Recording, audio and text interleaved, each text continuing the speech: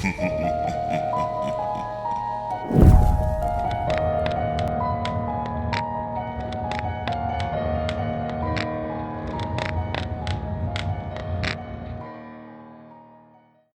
you haven't read Footsteps or Balloons, please do so before reading what's below so you'll understand. For those of you who have read my other stories and asked if there was more and received cryptic answers from me, I want to apologize for being dishonest. I said several times in the comments that nothing really happened after Footsteps, but that wasn't true. The events of the following story weren't locked away in the recesses of my mind. I've always remembered them. It wasn't until I remembered balloons and spoke with my mother about the following events that I realized how intertwined this story was with everything else, but I originally hadn't really planned on sharing this anyway. My desire to withhold this memory was due mostly to the fact that I don't think I showed good judgment in it. I also wanted consent from another person to tell it, so as not to misrepresent what transpired. I didn't expect there to be a lot of interest in my other stories, so I never thought I'd really get pressed for more details, and I would have been happy to keep this to myself for the rest of my life. I haven't been able to reach the other party, but I would feel deciduous withholding this story from those who wanted more information now that I've spoken with my mother and another connecting line has been drawn. What follows is as accurate a recollection as I can manage. I apologize for the links. I spent the summer before my first year of elementary school learning how to climb trees. There was one particular pine tree right outside my house that seemed almost designed for me. It had branches that were so low that I could easily grab them without a boost, and for the first couple of days after I first learned how to pull myself up, I would just sit on the lowest branch dangling my feet. The tree was outside our back fence and was easily visible from the kitchen window, which was just above the sink. And before too long, my mother and I developed a routine where I would go play on the tree when she washed dishes, because she could easily see me while she did other things. As the summer passed, my abilities grew, and before too long, I was climbing fairly high. As the tree got taller, its branches not only got thinner, but more widely spaced, and I eventually reached a point where I couldn't actually climb any higher, so the game became something different. I began to concentrate on speed, and in the end I could reach my highest branch in 25 seconds. I got too confident, and one afternoon I tried to step from a branch before I had firmly grasped the next one. I fell about 20 feet and broke my arm really badly in 2 places. My mom was running toward me yelling, and I remember her sounding like she was underwater. I don't remember exactly what she said, but I do remember being surprised by just how wide my bone was. I was going to start kindergarten with a cast and wouldn't even have any friends to sign it. My mom must have felt terrible because the day before I started school, she brought home a kitten. He was just a baby, and he was striped with tan and white. As soon as she put him down, he crawled into an empty case of soda that was sitting on the floor. I named him Boxes. Boxes was only an outside cat when he escaped. My mom had him declawed so he wouldn't destroy the furniture, so as a result, we did our best to keep him inside. He'd get out every now and then, and we'd find him somewhere in the backyard chasing some kind of bug or lizard, though he could hardly ever catch one because he had no front claws. He was pretty evasive, but we'd always catch him and carry him back inside. He'd scramble to look back over my shoulder. I told my mom that it was because he was planning a strategy for next time. Once inside, we'd give him some tuna fish, and he came to learn what the sound of the can opener might signal, and he'd come running whenever he heard it. This conditioning came in handy later because toward the end of our time in that house, Boxes would get out much more often and would run under the house into the crawl space where neither of us wanted to follow because it was cramped and probably crawling with bugs and rodents.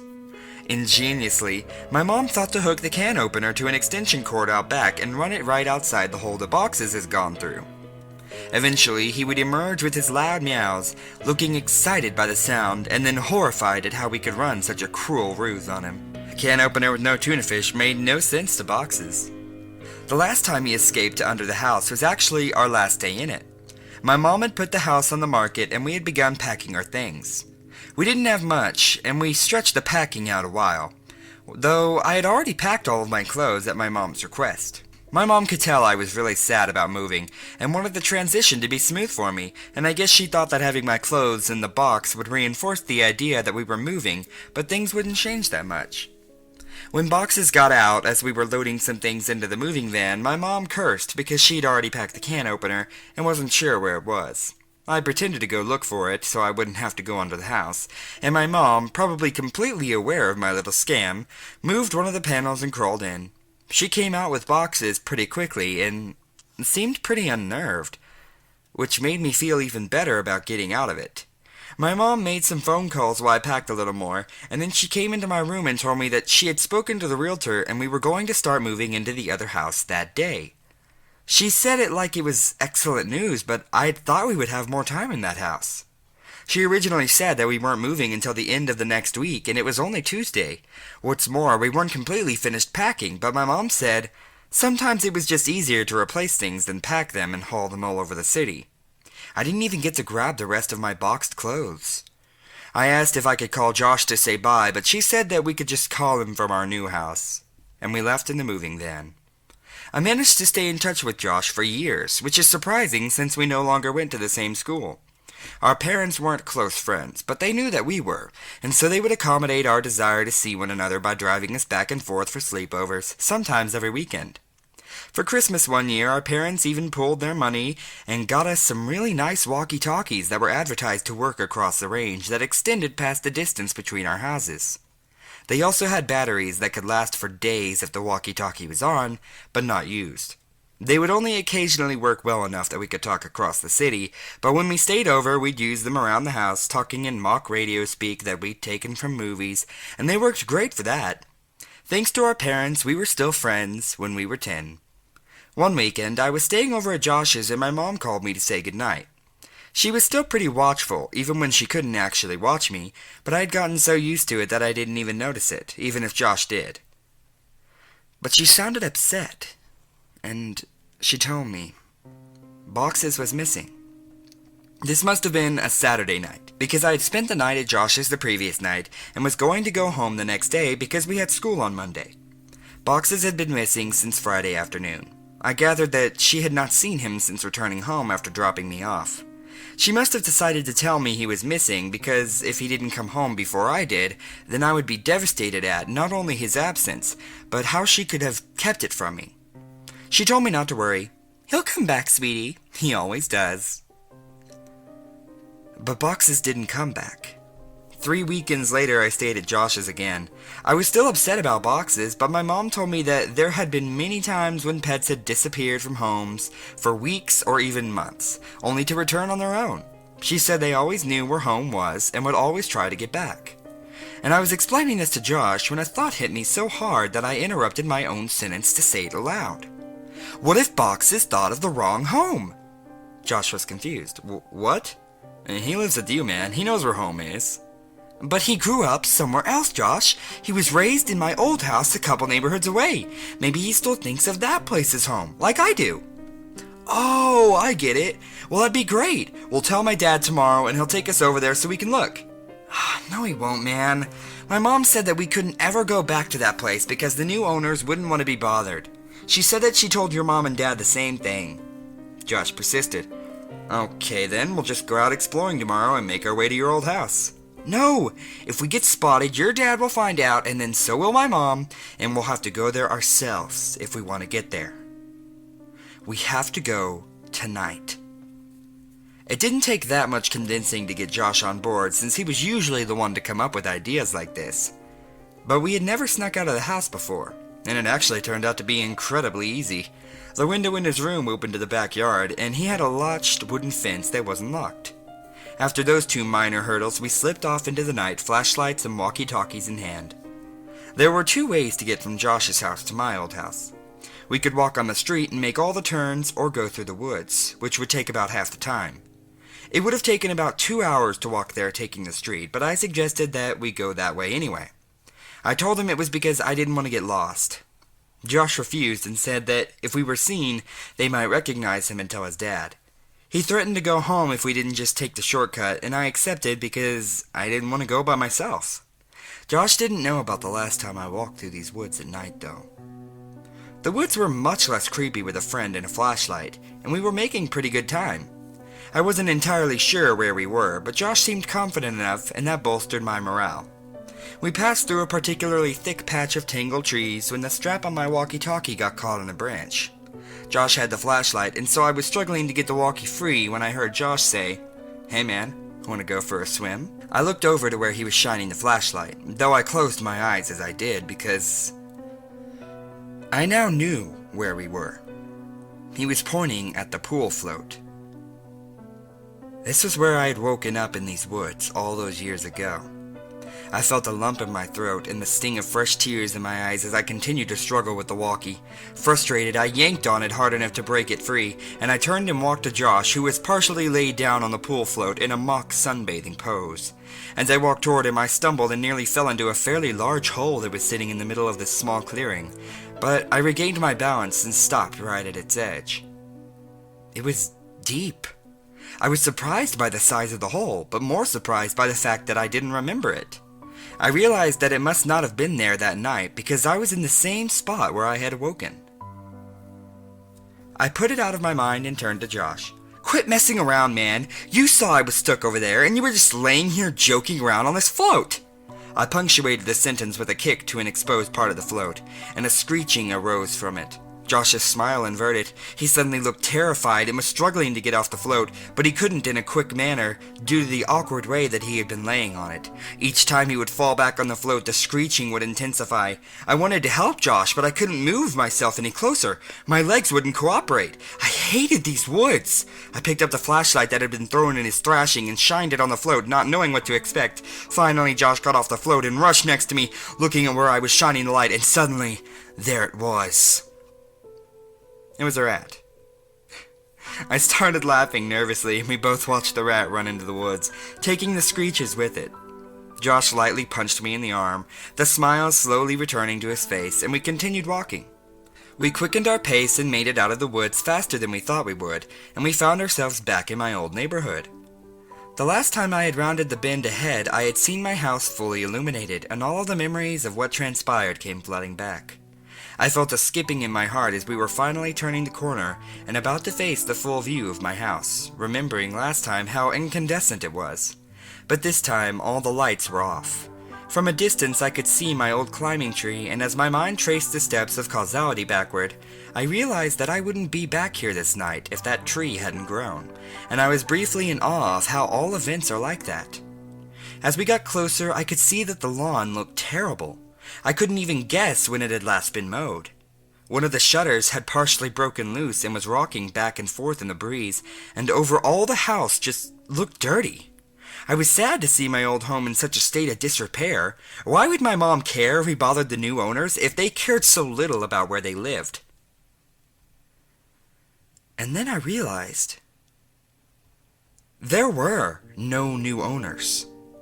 The house was abandoned, though it looked simply forsaken. Why would my mom lie to me about our house having new people in it? But then I thought that this was actually a good thing. It would be easier to look around for boxes if we didn't have to worry about being spotted by the new family. This would make it much quicker. Josh interrupted my thoughts as we walked through the gate and out to the house itself. "Your old house sucks, dude," Josh yelled as quietly as he could. "Shut up, Josh. Even like this, it's still nicer than your house." "Hey, man. Okay. I think boxes is probably under the house. One of us has to go under and look, but the other should stay next to the opening in case he comes running out." "Are you serious? There's no way I'm going under there. It's your cat, man. You do it." "Look, I'll game you for it, unless you're too scared," I said, holding my fist over my upturned palm. "Fine, but we go on shoot, not on 3. It's rock, paper, scissors, shoot, not 1, 2, 3. "I know how to play the game, Josh. You're the one who always messes up. And it's 2 out of 3. We played, and I lost. I wiggled loose the panel that my mom would always move when she had to crawl under the house for boxes. She only had to do it a couple of times since the can opener trick usually worked, but when she had to do it, she hated it. Especially that last time, and as I looked into the darkness of the crawl space, I had a greater appreciation for why. Before we moved, she said that it was actually better that boxes ran under here, despite how hard it could be to get him out. It was less dangerous than him jumping over the fence and running around the neighborhood. All that was true, but I was still dreading doing this. I grabbed the flashlight and the walkie and began to crawl in, and a powerful smell overtook me. It smelled like death. I turned on my walkie. "Josh, are you there?" "This is Macho Man. Come back." "Josh, cut it out. There's something wrong down here." What do you mean? It stinks. It smells like something died. Is it boxes? I really hope not. I set down the walkie and moved the flashlight around as I crawled forward. Looking through the hole from the outside, you could see all the way back with the right lighting. But you had to be inside to see around the support blocks that held the house up. I'd say that there was about 40% of the area that you couldn't see unless you were actually in the crawl space, but even inside I discovered that I could only see directly where the flashlight was pointing. I realized that this would make scouting around the place much more difficult. As I moved forward, the smell intensified. The fear was growing in me that boxes had come under here, and something had happened to him. I shined the flashlight around, but couldn't see much of anything. And I wrapped my fingers around a support block to pull myself forward, and as I did that, I felt something that made my hand recoil. Fur. My heart sank, and I prepared myself emotionally for what I was about to see. I crawled slowly so I could prolong what I knew was coming, and I inched my eyes and the flashlight past the blocks to see what was on the other side. And I staggered back in horror. "Jesus Christ!" escaped my trembling mouth. It was a hideous and twisted creature, badly decomposed. Its skin had rotted away on its face, so the teeth appeared to be enormous, and the smell was unbearable. "What is it? Are you okay? Is it boxes?" I reached for the walkie. No, it's not boxes." "Well, what the hell is it then?" I don't know." I shined the light on it again and looked at it with less fear in my vision, and I chuckled. "It's a raccoon." "We'll keep looking. I'm going to go into the house to see if he might have made it in there somehow." "What? No, Josh! Don't go in there! What if Boxes is down here and runs out?" "He can't.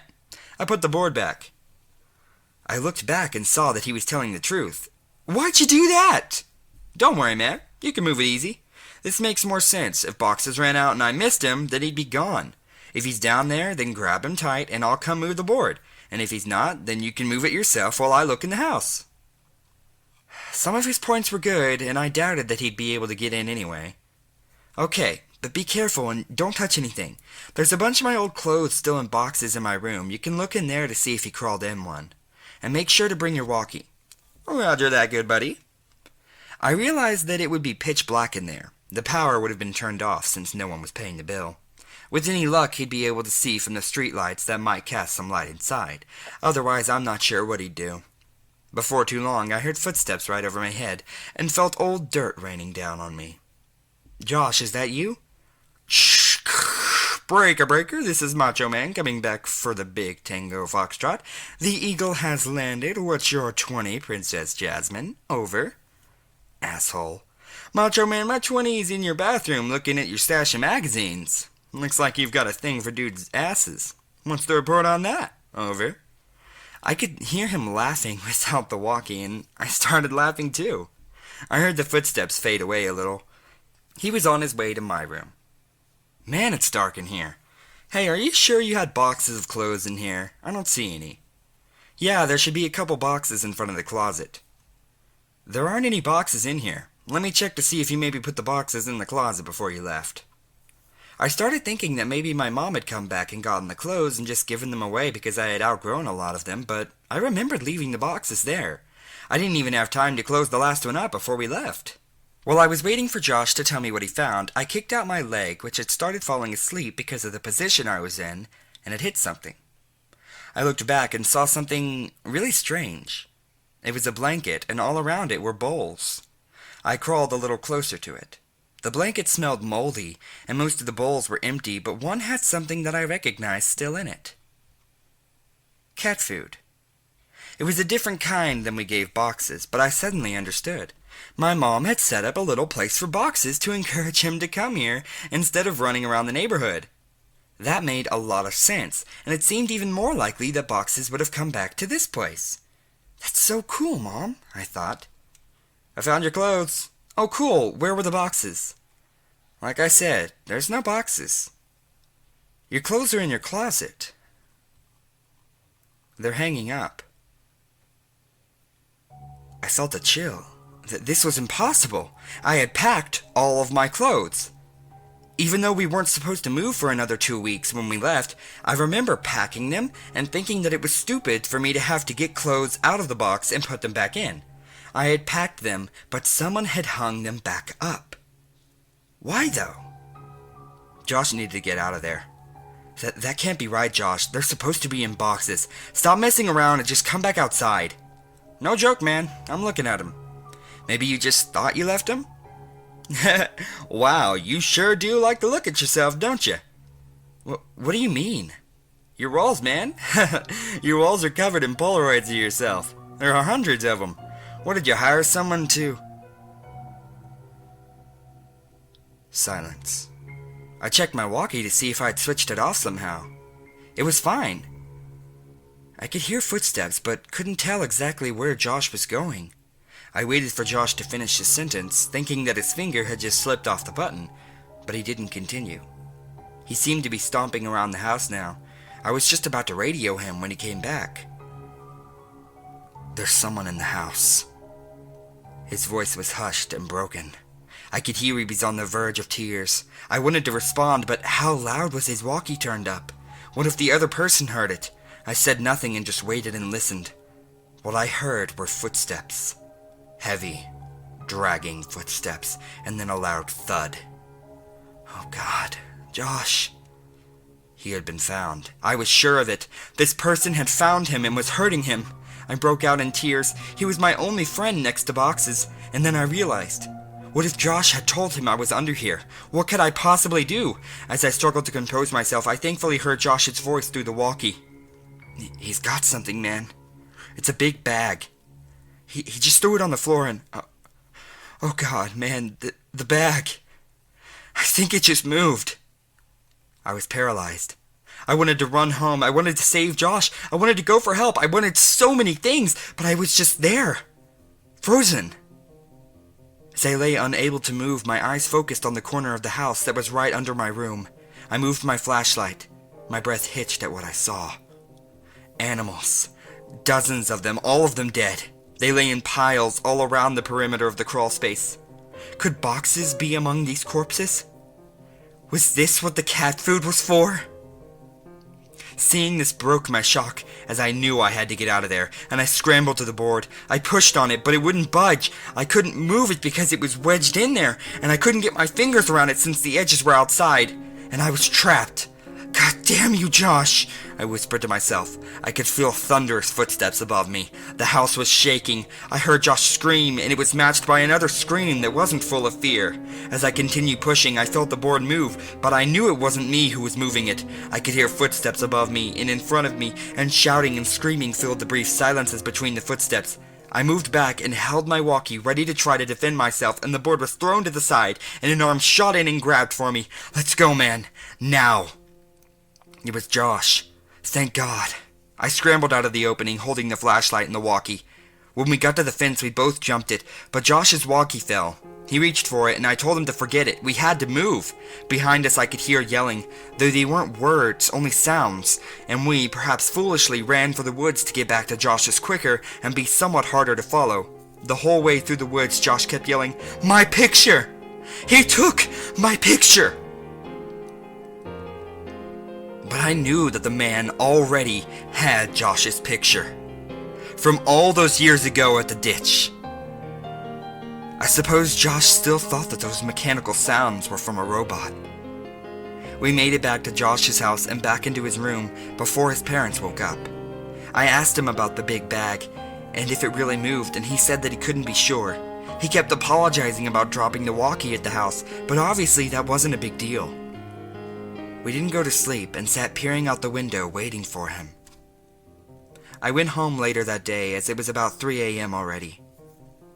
I told my mom the basics of this story a couple of days ago. She broke down and was furious about the danger I put myself in. I asked her why she had made all those things up about bothering the new owners to stop me from going. Why did she think the house was so dangerous? She became irate and hysterical, but she answered my question. She grabbed my hand and squeezed it harder than I thought her capable of and locked her eyes to mine, whispering as if she was afraid of being overheard. Because I never put any fucking blankets or bowls under the house for boxes. You weren't the only one to find them. I felt dizzy, but I understood so much now. I understood why she had looked so uneasy after she brought boxes out from under the house on our last day there. She found more than spiders or a rat's nest that day. I understood why we left almost 2 weeks early. I understood why she tried to stop me from going back. She knew. She knew he made his home under ours, and she kept it from me.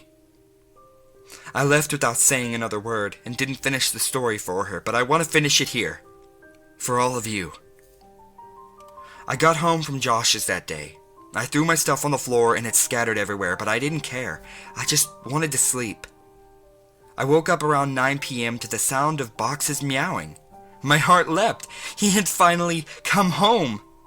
I was a little sick about the fact that if I had just waited a day, none of the previous night's events would have happened, and I'd have boxes anyway, but that didn't matter. He was back. I got off my bed and called for him, looking around to catch a glint of light off of his eyes. The crying continued, and I followed it. It was coming from under the bed. I laughed a little, thinking I had just crawled under a house looking for him, and how this was so much better. His meows were being muffled by a shirt, so I flung it aside and smiled, yelling, "Welcome home, boxes!"